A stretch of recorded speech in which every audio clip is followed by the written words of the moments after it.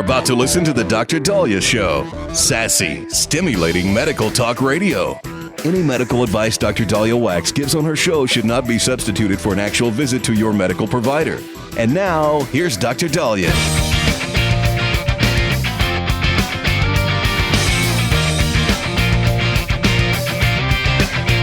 All right, we are back on the Dr. Daliah Show. Thank you all for tuning in. 1-877-Dr. 1-877-DOCDALI. So President Biden was able to make a speech last night. Very short. They kept it very safe, short and quick.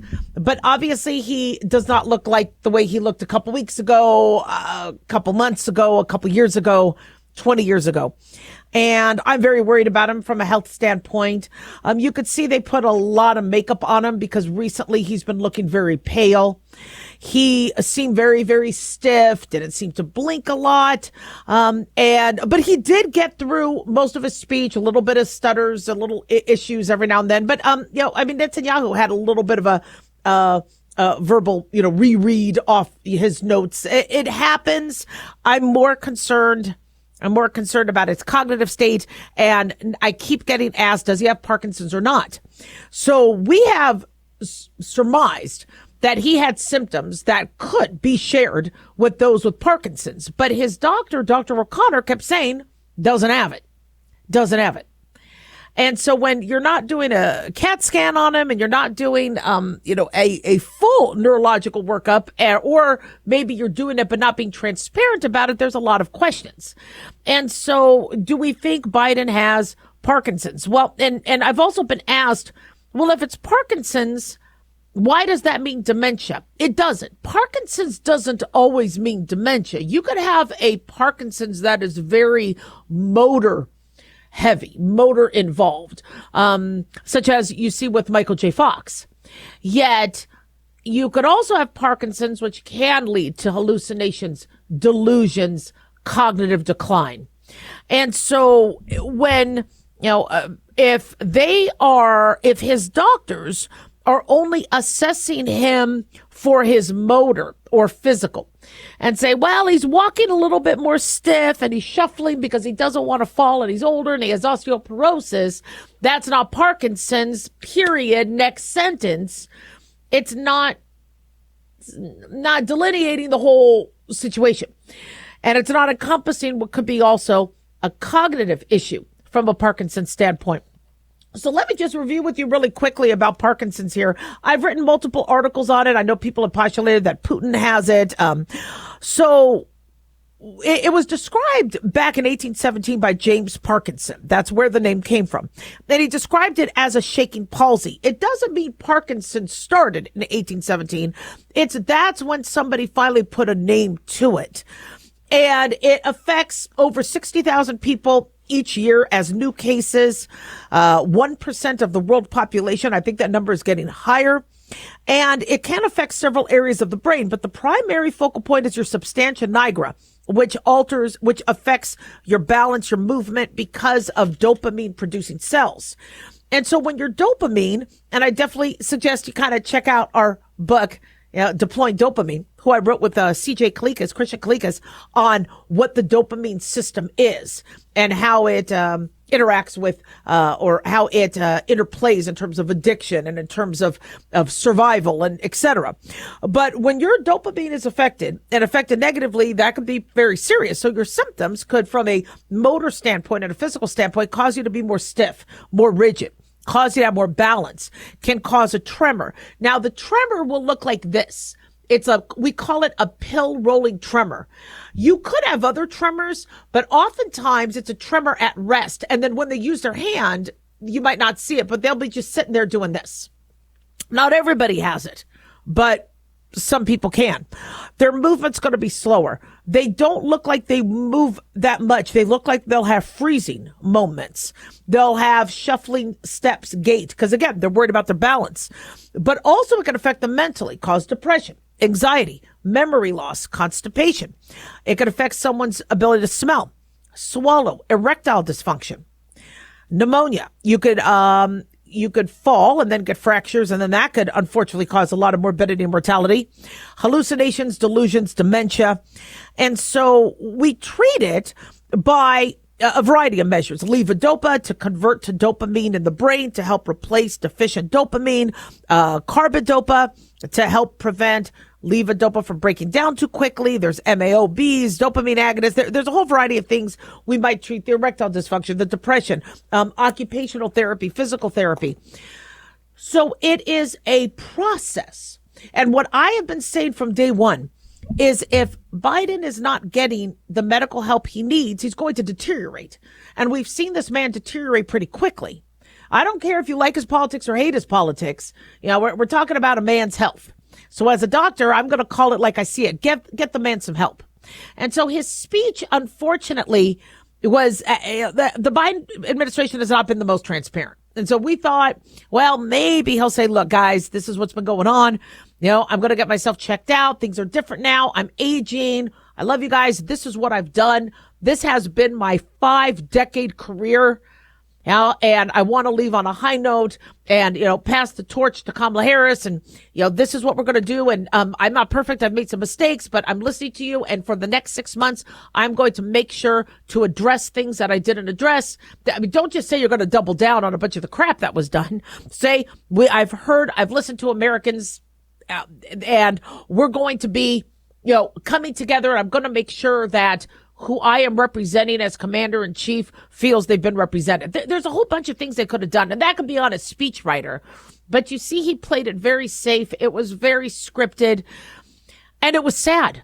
I really felt bad for him. He had a lot of emotion, but also oftentimes with Parkinson's, they don't have a lot of emotion. People say you can't read his face. People with Parkinson's, I remember in medical school learning they could be the best comedians because they could straight face the jokes. And so people will just be busting up because they'll say something and they'll say it straight face and and you're thinking that's their art. And sometimes it's just they can't make the facial movements. So do I think he has Parkinson's? Whether he has Parkinson's or Parkinson's-like, I think he needs to be tested. And he needs to have an MRI of the brain, and he needs to get the care and the therapy and the time he needs to be with his family. But it was, it's a sad moment in history. It really, really is. 1-877-DOC-DALIAH. Don't go away.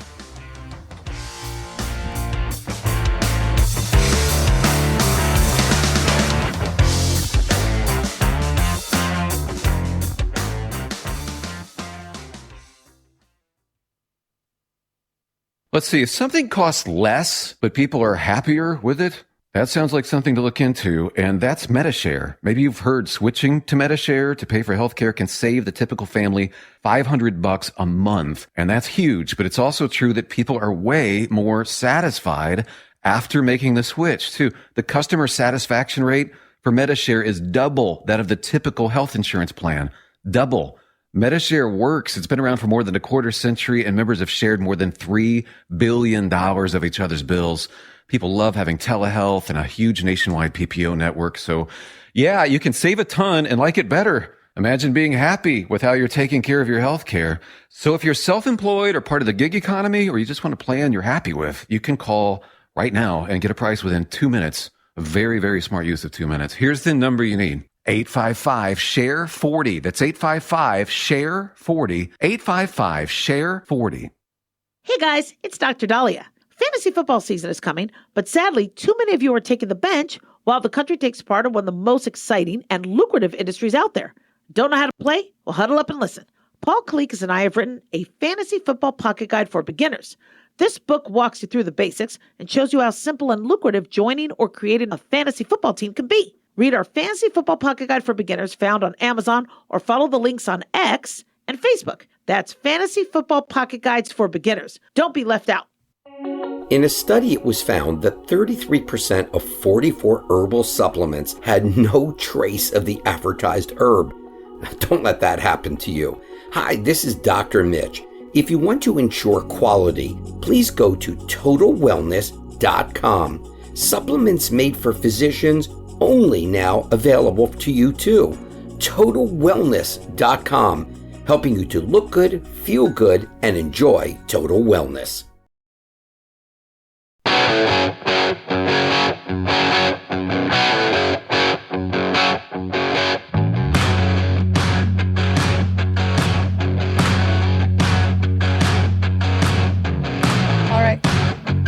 right back on the Dr. Daliah Show. Thank you all for tuning in. 1-877 Dr. Daliah, 1-877 DOCDALI. Big thanks to Talk Media Network for making the show happen. Big thanks to Daniel, our producer, and big thanks to y'all for tuning in. We really do appreciate it. Don't forget to follow us on Twitter or X at Dr. Daliah, Facebook, The Dr. Daliah Show, and on YouTube, click like and subscribe. So after our segment yesterday, we received some emails and messages about what people think about coming up this election. And some of you feel that Kamala Harris is anti-Israel, going to be a disaster for the country. Others are calling Trump the Antichrist and fascist. And what really blows my mind from a psychological standpoint of this country is how do you have educated individuals, doctors, lawyers, plumbers, homemakers? We're pretty smart. As Americans, we're pretty educated, whether it's an education from a college or education from just living where we've lived, whether it was Iowa or the Appalachians or Northern California. And it blows my mind how you have people that are, of sound mind, that divided. When I saw a doctor compare Trump to Hitler, I'm like, how does somebody who goes through medical school and is practicing medicine not know the difference between mass extermination, rape, child experimentation, and former President Donald Trump? And when you see this, it shows the country. And I don't want to keep saying a cliche, well, we're going in the wrong direction. We're going in the wrong direction. We're doing something seriously wrong. And I've always talked about how democracies can very easily end and fall apart, even ours, if people don't feel they're being represented. And so a lot of us are very uneasy because we're seeing colleagues and people that are thinking these, when these ridiculous notions, almost no logic behind what they're thinking as it pertains to their political party. And you're like, well, then there's no talking. There's no way we're going to unite. If we can't be honest about sound bites or about red flags or about lack of policy or anti-Semitism or bigotry, or if we can't be honest, then we're not going to move forward. Because I'm telling you right now, the average American is moderate. We hear from the extremes, but that's not what the average Republican or Democrat thinks. Now things are starting to get worked up where I'm seeing moderate and centrist start to go extreme because they're like, well, we need to win. We need to win. And I get text messages I see on Facebook, this election is going to be everything. This is the most important one yet. We're all going. And I spoke about this yesterday. It shouldn't be a do or die. If you live in America, it shouldn't matter who is president. You should still have a right to life, liberty, and the pursuit of happiness. You should not have to worry, like many did, that if you were Republican, you're going to lose your job or you're going to get canceled. Or if you're a Democrat, you're going to be called a libtard. You should not in America feel that you are going to be vilified. This is America. We want Republicans and Democrats and independents. And I get it might not help your candidate win, but remember, it's America first. Okay, this isn't a football game. And I get it. Trust me, I'd love to compare this to football. But my Republican and Democratic neighbors have every flippin' right to have the representation and the freedoms and say and where their tax dollars go than anybody else. And so what I think is making a lot of us anxious is where you have people feeling that Donald Trump is going to completely ruin this earth or Kamala Harris is going to completely ruin this earth. And how are we going to get some middle ground? And the other problem we have is this pendulum swinging. It was interesting. I spoke to a lot of people who thought Trump, after he left office, was not going to be able to run again or win again. But the pendulum swung the other way. And the Biden presidency has been the anti-Trump presidency. Wrong way to go. If I was a Democratic strategist or Republican strategist, I would have advised everybody differently. And so you went from Trump's not going to win again, I'm not voting for Trump again, to now Trump almost being a shoo-in. Why? Because Biden gets in there and he goes, we're taking down the wall, we're reversing the insulin, he just started to reverse everything. And then now he's like, well, we're going to bring back the insulin at $35, and we're going to bring back and so it starts to, you cannot have a presidency that is an anti somebody else. Just like with Obama. Obamacare was a cluster and a half. There were a couple things that were vital and long overdue that needed to be done that I credit Obama and Congress for, in terms of the pre-existing conditions and in terms of making sure a physical gets covered. But the rest of the 2,200 pages has been a cluster and a seventh. And so repeal and replace Obamacare was a very attractive slogan, but it wasn't practical, because the way Obamacare is created is if you cut the red wire, the whole thing implodes. So then why not come up, Obamacare's out there, but what we're going to do is we're going to use some of this funding to actually, these millions upon millions or billions of dollars going to insurance companies and going, why don't we set up free clinics? Having an insurance card is not necessarily giving you health care. Let's get you to a clinic and give you care right there at, Trop and Decatur or Trop, whatever. And so we're always about to appeal to our base. We're going to be anti the other person. And when you're a moderate and when you're a centrist, you're like, okay, I just want something to get done. I just want something to get done. I've told you guys with the abortion issue, very, very polarized. Many people feel it's killing a baby. Many people feel that we are infringing on a woman's reproductive right.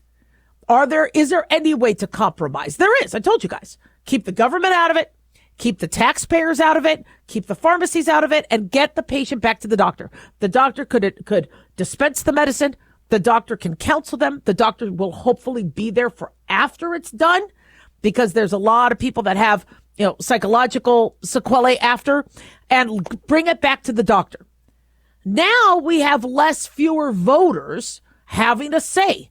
If they don't feel like they're paying for something that could be ending a future baby's life, then maybe it'll be less, people will be less vocal. And because people are going back to their doctor, maybe the doctors are going to help them prevent unwanted pregnancies. It's bipartisan. There's things we could do. Same thing with the border. Build a wall so we prevent when gotaways and cartel and people who are of criminal criminal backgrounds from sneaking in, but allowing there to be portals and a systematic system to allow people to come into this country. We can't take care of the whole world. We want to, but we do the best we can, and we give precedence to those who are vulnerable, women, children, etc. And there's ways we could do this where we all could agree. The average person wants us to be a place for refuge and for immigrants because we're children of immigrants. I'm a first-generation American on my father's side. It took them 20 years to finally be able to get to America and get that visa, but they got here, and I'm grateful. So let's figure out how to shore that up so it's not 20 years, or people don't feel like they have to sneak across the border. Let's figure out how to get our kids proficient in reading and writing and math, while at the same time have counseling if they feel like they're going through issues that they can't necessarily deal with on their own.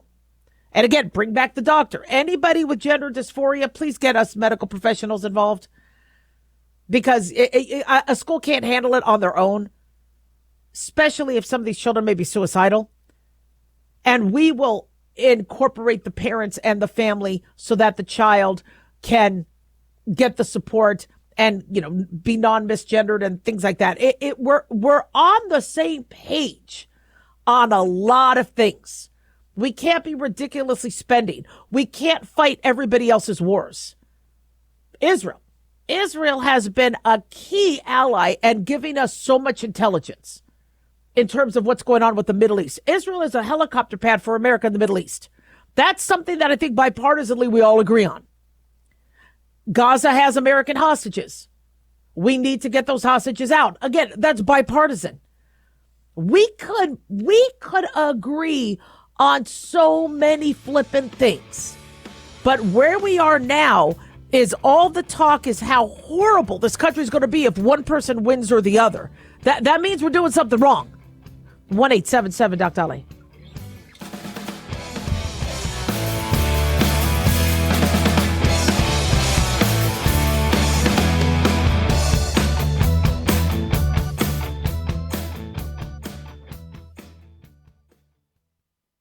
Dr. Daliah here. Are you tired, burned out, gaining weight, succumbing to the daily pressures of life? Well, how's your dopamine doing? How you feel right now, how you'll feel an hour from now, and how you'll feel next week is completely reliant on your dopamine.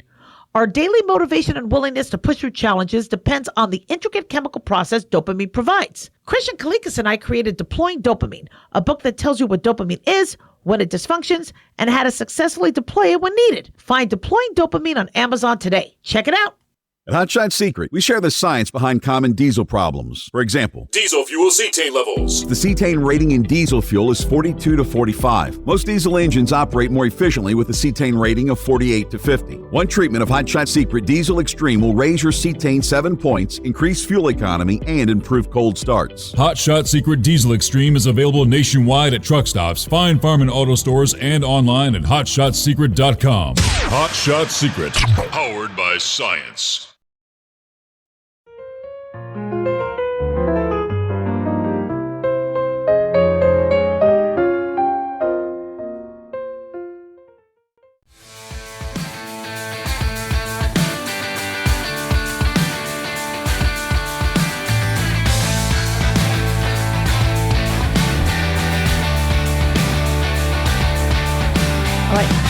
Well, we are back on the Dr. Daliah Show. Thank you all for tuning in. 1-877 Dr. Daliah, 1-877 DOCDALI. So I was born in LA, Southern California, grew up in California, Arizona, Nevada, and we always had these snowbirds coming down, the snowbirds. And I hated living in the desert because I wanted to live in a place where there was snow. And my family wasn't keen on living in snow. They weren't from snow. Well, actually, my mother, I believe, was from Cleveland originally, but she didn't remember too much of it. And so we were in the desert, and I would ask, why would people come to the desert if they could live in snow, once I understood what a snowbird was? And the response was, well, because it's snow. Living in snow is not easy. And it's not for the weak. And, I was like, well, I'm not weak. I mean, let me do it. I want to plow. I want to. And the older we get, we start to realize that weather really kind of can make or break us in terms of our longevity, in terms of our stamina, in terms of our health. And I live in Southern Nevada. It's hot. Currently, it's about upper 90s, lower hundreds, but we've had some 114, 116 days. And what happens when that happens? Well, I'm going to skip my walk. I'm not going to walk the dog. I'm not going to, I do things that I would normally do. And so the concept of, well, should you move and live where there's more acclimate weather, or what's the term for it? More ambient weather, like San Diego, like Colorado, Flagstaff, Arizona. I don't know. And a study has found that seniors in particular will skip their scheduled medical visits based on the weather. If it's too hot, if it's too cold. We're not talking about a snowstorm or a hurricane or tropical storm. They say on days that are 90 degrees or hotter, for every 1 degree increase in temperature, the rate of missed appointments rises by 0.64%. Now, these were researchers at the University College of Medicine in Philadelphia, the Drexel College of Medicine.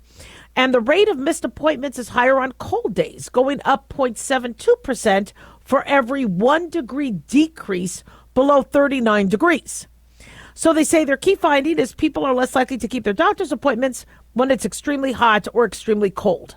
Now, the study analyzed more than 1 million appointments involving 91,500 adults. This was through January 2009 to December 2019. So this was before COVID.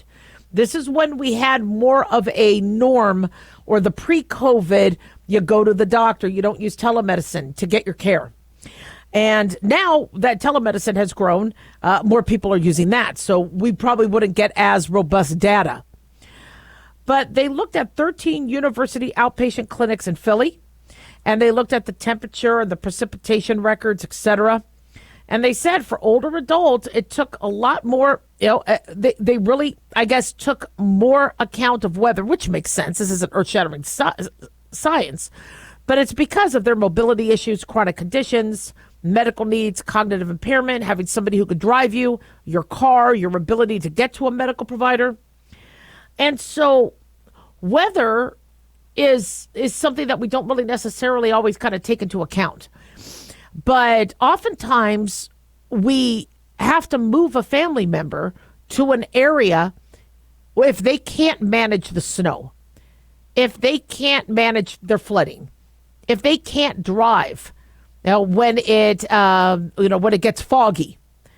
And so we just don't really talk about that. In medicine, we're like, well, take your medicine and show up to your appointments. Do we actually talk about, does weather affect your decisions? The summertime is one of the best times for you to get outside. But it is so gosh darn hot where I live, I've actually exercised a little less than I usually do. Okay, and not cool. I have to go every day. I have to exercise every day. Now, luckily, I have equipment at home, like I have treadmill, I got weights, things like that. But, we don't talk to the average person about how they are handling the heat, how they're handling the humidity. I was in Tennessee. Gorgeous weather, 80 to 90 degrees, but it was humid. And we were sticky, we were sweaty, we were thirsty, beautiful state. So much beautiful nature. But humidity, so what do you do? How do you not pick a place that, doesn't have humidity or have, often snowstorms or high heat? We're starting to run out of places. Now, they had said that there are certain spots in the United States that have just exploded because of weather and it's being more amenable to those who are seniors as the baby boomer population is cresting and becoming more and more robust. But a lot of people move to Arizona. I don't know if you've seen Phoenix or Scottsdale lately. It's almost unrecognizable from when I was there 30, 40 years ago. But the summers are hot. And so if you are not able to fly back and forth and do the snowbird thing, where in the summer you're up north and in the winter you're down south, which, by the way, the winters in Arizona and southern Nevada are nice. It still gets cold, especially southern Nevada. We could still get snow, which I like. It still gets very, very cold. But again, you are going to be stuck in a snowstorm most likely. So when you do have a family member or you yourself are trying to plan longevity with your health and things you could do to, live longer and last longer, you need to kind of take that into account. So let's say your annual physical comes in July and you live in southern Nevada and you're like, it's just too hot. I don't know if my car is going to overheat. I don't want to sit in traffic. I don't like going outside. I don't want to sit in a waiting room that's hot. Well, then maybe shift into September or October.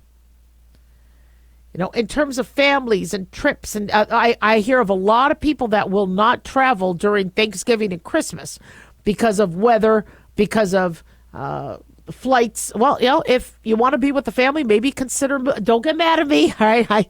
Assuming the family is cool to live with, maybe, go live. If you feel like you always have to travel to where your family is, might be a good time to slowly start considering living nearer to them. If that's not possible because everybody's working and nobody can stand each other or whatever, then maybe consider Thanksgiving and Christmas on non-high volume travel times or weather times.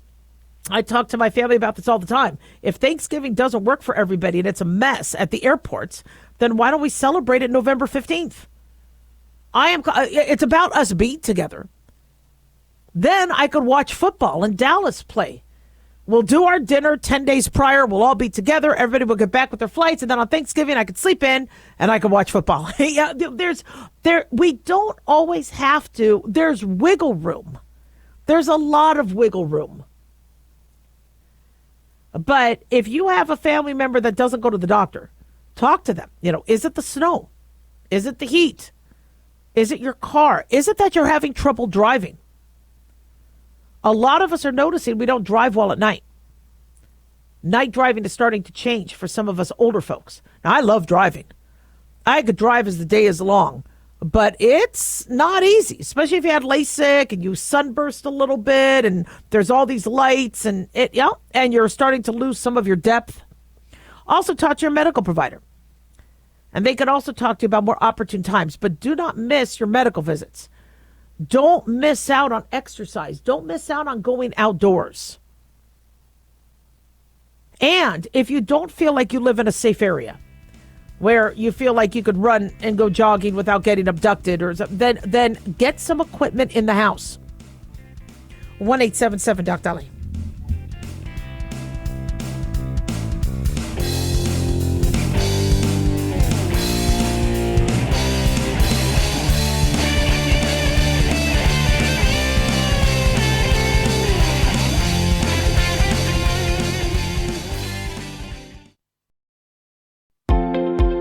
Considered by most, optimized curcumin is one of the few bioavailable and highly absorbable curcumin products on the market.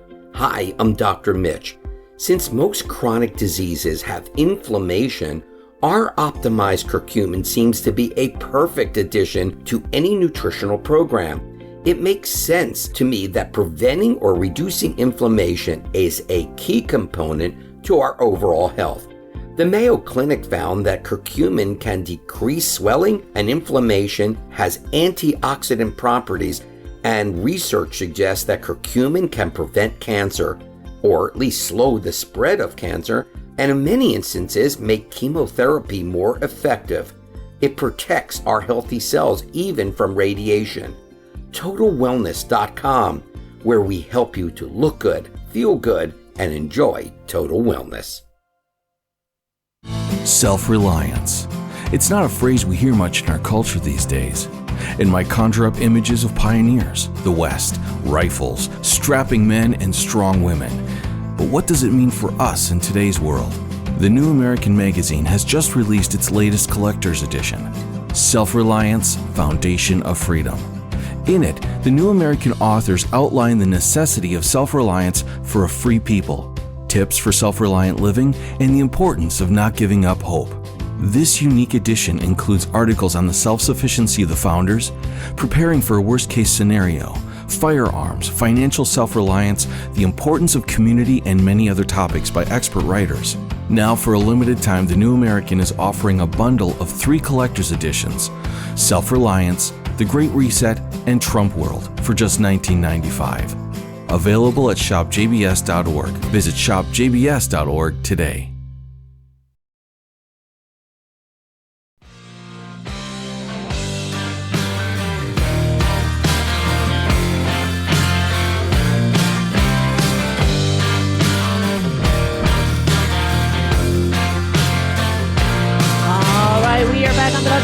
Show. Thank you all for tuning in. 1-877 Doc-A-Dali, 1-877 DOCDALI. So Southwest Airlines is going to make a huge change in the way they board and do things because of lost revenue. And we're being told that they are going to start assigning seats like other airlines. They're also going to sell premium upgrades for you to get a little bit more leg room. I am not excited about this because Southwest has been our go-to for inexpensive flights. Southwest has been able to offer cheaper flights, but it's the people that ruin it for others. And I'm so mad. I'm so frustrated because you have individuals that will pay extra. And when Southwest says, look, you could board early, and people are paying. They're lining up to pay. And so the more you have a demand and a willingness to drop more money, then they're going to start changing their fees. And apparently American Airlines and Southwest Airlines have reported some, drops in revenue. So here we go. Things are going to start tightening. So how Southwest Airlines has done it is when you book a ticket, and then depending on how you check in, you'll be given a boarding pass, A, B, or C. And if you, which, by the way, I have to admit, that was a pain in the butt to sit there 24 hours before and hit the button, because you can't check in longer than 24 hours. So as soon as it's 24 hours, you need to click the button. If you wait till same day, or if you remember the night before, let me check in, you're going to be stuck with a C boarding pass. And with a C boarding pass, you might be stuck in a center seat, or you might be, have to go to the back when you don't want to be, or be by the bathroom. And so it's really good if you could click the button and be right there at that 24-hour mark to get that seat, to get that early boarding pass. Well, then Southwest said, well, look, if you want, you could pay extra. And we will just automatically check you in, so you don't have to sit there at the computer at the 24-hour mark. I remember paying for that once. It was nice. And then because it was going to be 5 a.m, and I didn't want to have to wake up the day before to check in. And then you could even pay to get premium seating, A1 through A15. But where that failed short is you saw people, like I said a few weeks ago, somebody had A1. So he thought he was going to get a bulkhead. And I look at the line of individuals who needed assistance, those who had disabilities, but then their family members. And there's a huge line now of people who are now going to board early. And remember, we talked about how the CEO was like, look, the system isn't working. And so here you are spending extra money and you don't get the seat you like. So it was a matter of time where Southwest was going to probably have to kick it and go to, all right, fine, you're going to get an assigned seat. But this is the problem I have. These airlines, when you go on some of these sites, if you go on the airline site, it's more expensive, but it's safer in terms of getting your seat. But if you go on to Orbitz or some of these other ones, and I use them a lot because you save money, they give you a seat, but it's random. So one time I booked a flight for all 4 of my family members, and we were all in 4 middle seats across the plane. And they said on this Orbitz site, if you want to all sit together, you need to pay an additional $30 a ticket, and I'm like, well, at that point, I could have bought on the other airline and it would have been cheaper.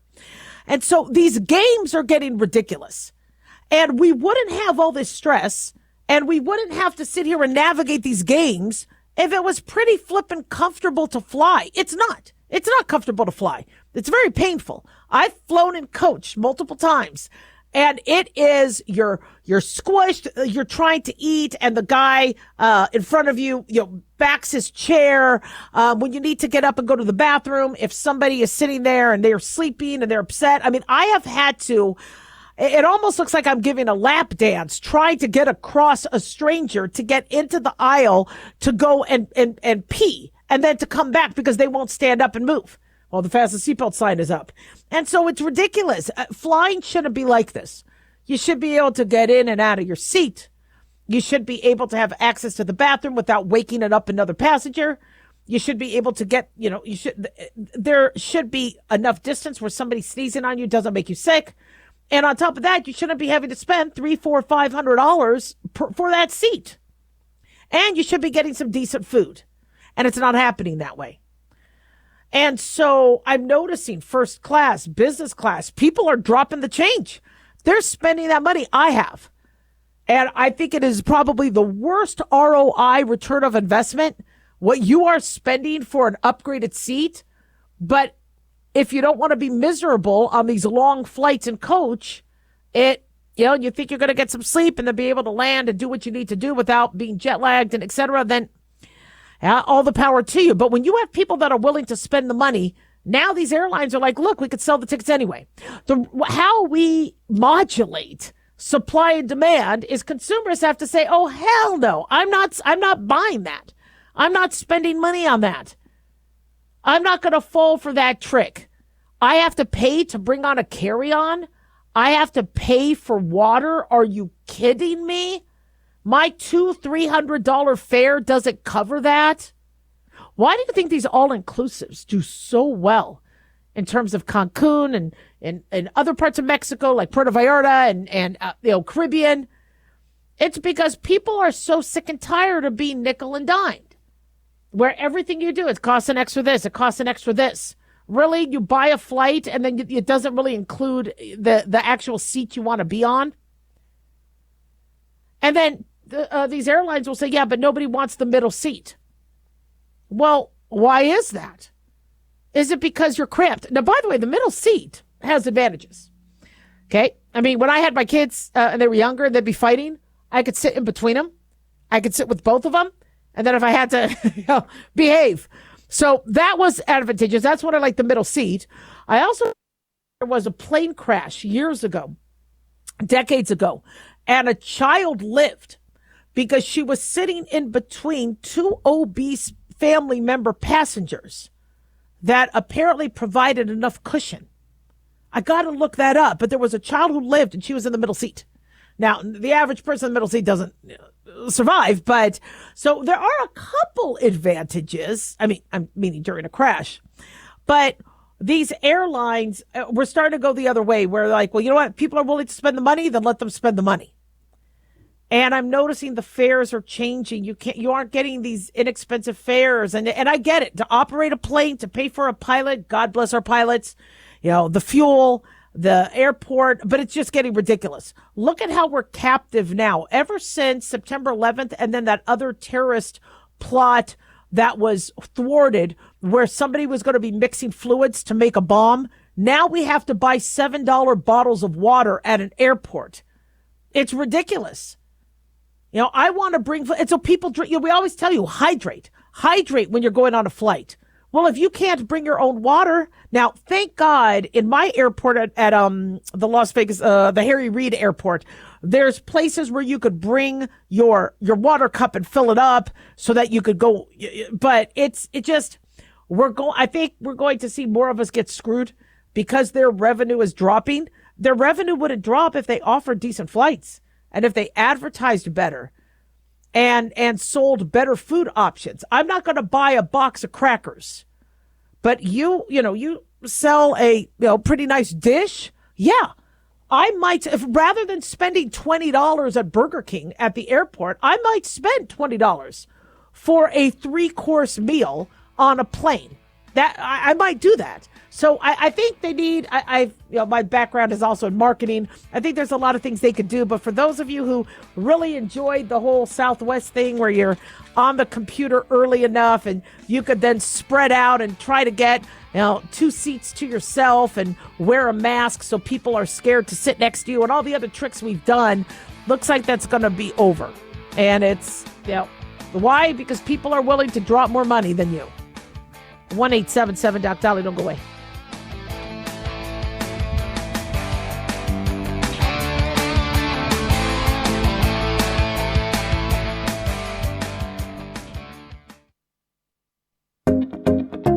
Did you know that healthy arteries make a gas?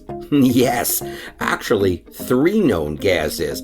Hi, I'm Dr. Mitch, and nitric oxide is a gas that's readily made all day long to keep our arteries open by relaxing the blood vessel walls.